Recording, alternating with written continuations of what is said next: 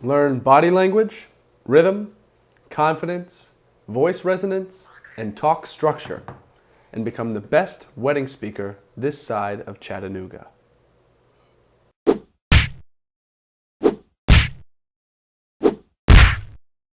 Welcome to the Three Things Show, where Maddie and I categorize the world of knowledge through books, 3 things at a time. This week's book is Speak So Your Audience Will Listen by Robin Kermode. The book is 226 pages paperback and 4 hours 33 minutes audible. It is described on Amazon as follows. Speak So Your Audience Will Listen is a book for anyone who has to deliver a message, tell a story, or speak with another human being. Most of us are quite relaxed and confident when we're with our friends and family. We can tell a story or even tell a joke, but put us on a platform and we can feel very different. When we speak to an audience, we often put on a public mask and use a different voice. Why can't we seem to be ourselves when we give a talk?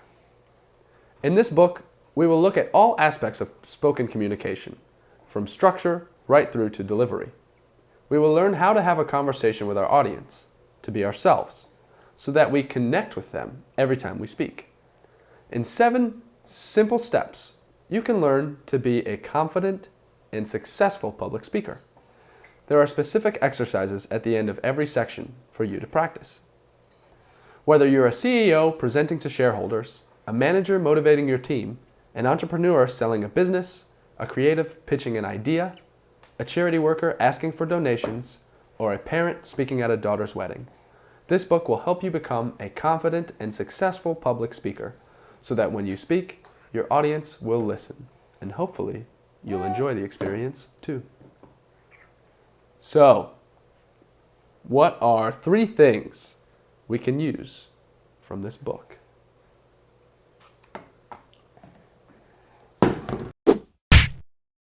Number 1, the clench. I want to be confident, you say. Is there anything that all confident people have in common? I've got good news. Straight from the mouth of the author of this book, Robin Kermode. One thing that all confident people have in common is that they have a low center of gravity. This might seem like a metaphor, that literally walking chest first isn't actually a sign of low confidence. But it is not a metaphor. Robin Kermode says that people whose centers of gravity are high are compensating and looking arrogant, or too obvious, sticking their chest out past the norm. Robin Kermode tells us that a low center of gravity will not only help us look more confident, but it will help us feel and sound more confident. Achieving a low center of gravity is both odd and easy. All it takes is a simple clench. Tighten your glutes or thighs when standing still, and you will instantly lower your center of gravity. And it's unnoticeable to the common observer. I'm doing it right now. He states that this will really work and is well known in actors' circles. Among other things, clenching will also reduce nerves by sending blood to the brain and removing tension from the other parts of the body. So the next time you go to talk to a pretty boy or girl, boost your confidence and clench. Number 2, Humpty Dumpty. Ever wanted to be a voice actor? Well, Robin Kermode says that the best tongue and mouth exercise in the world is as simple as reciting the Humpty Dumpty nursery rhyme. But there's a catch. For this exercise to work, you must be sticking your tongue out as far as you can throughout the entire nursery rhyme, enunciating every word to the best of your ability, and trying to bring the sound from the depths of your stomach. If you get this book in the audio form, you will actually hear Robin do this himself. I'm no voice actor, so you won't hear me do it. I sound enough like an idiot as it is. This exercise prepares your voice by adding more depth, resonance, and volume, working out your face and tongue, and opening your throat. He says you can alternatively just count to 20 with your tongue out.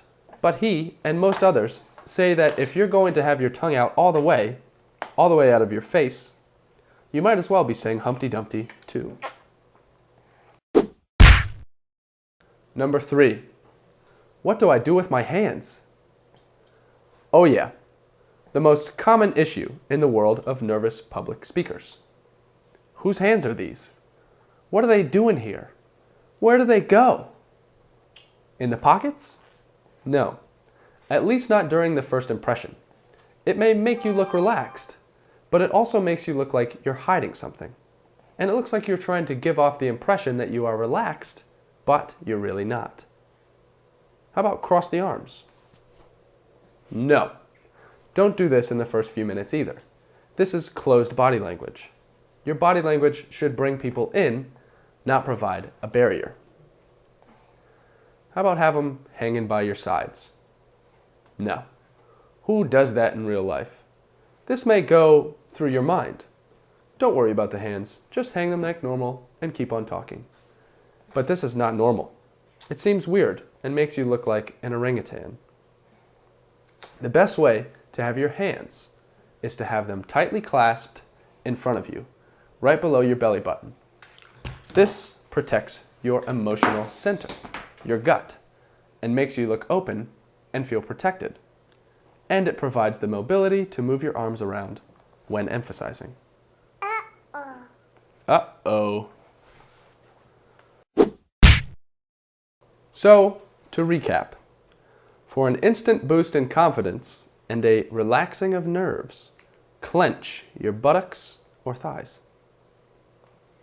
For more resonance, depth, and volume in your voice, recite Humpty Dumpty with your tongue sticking out. Don't freak out when you suddenly realize that you have hands. Just place them together at the front of your body, slightly below your belly button. This book may have been a shorter book, but man was it packed. The whole time I was listening at work, I was taking notes, and pausing, and taking more notes. So while I had less listening time overall, I spent so much more time writing than I usually do.